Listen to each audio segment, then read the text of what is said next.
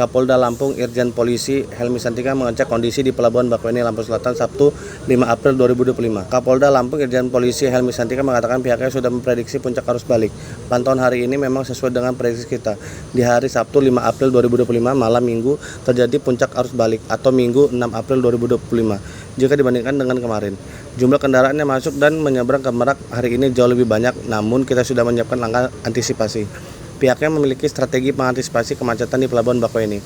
Di antaranya adalah optimalisasi kantong-kantong parkir di 7 dermaga di pelabuhan, lalu melihat perkembangan situasi atau situasional, di mana apabila terjadi antrian di kilometer 0, ini kita anggap kilometer 0. Kalau antrian sudah sampai kilometer 4, maka kita akan melakukan full delay system. Namun alhamdulillah sampai saat ini kode yellow atau kuning dan red atau merah belum kita gunakan.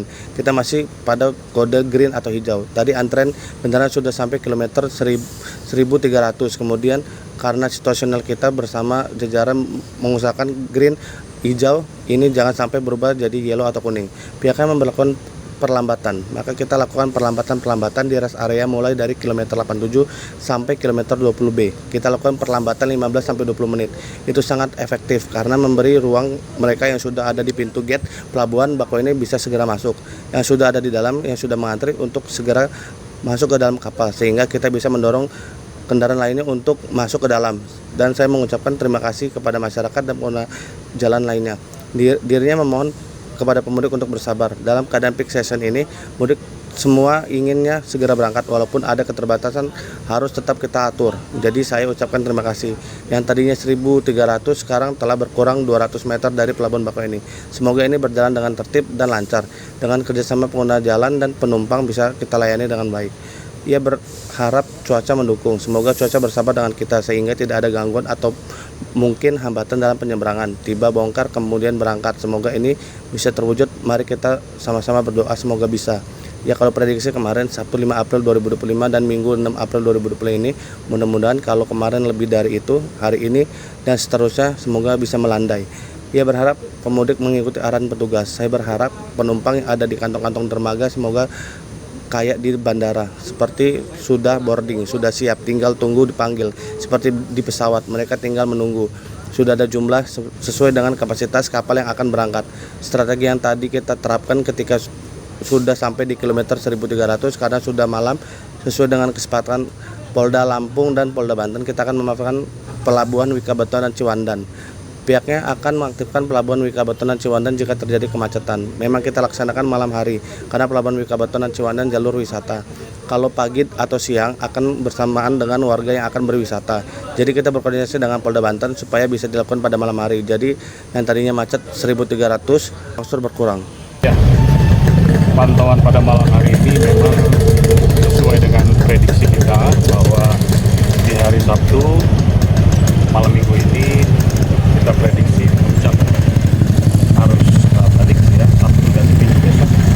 Kalau dibandingkan dengan kemarin, jumlah kendaraan yang masuk dan menyeberang ke Merak hari ini jauh lebih banyak.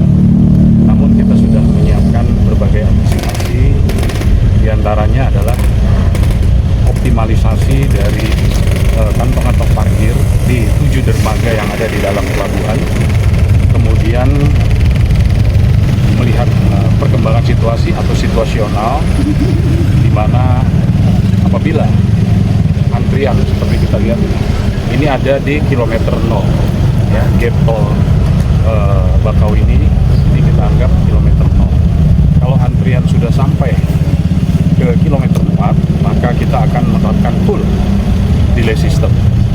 Namun alhamdulillah sampai dengan saat ini ya, kode yellow maupun kode red yang sudah kita tetapkan belum kita laksanakan. Kita masih ada pada kode green atau hijau. Memang antrian tadi sempat sampai kilometer 1300. Nah, kemudian karena situasional, kami juga bersama jajaran ingin menjaga supaya yang hijau ini tidak bergeser ke kuning. Maka perlambatan kita lakukan di rest area mulai dari kilometer 87 dan seterusnya sampai dengan kilometer 20B.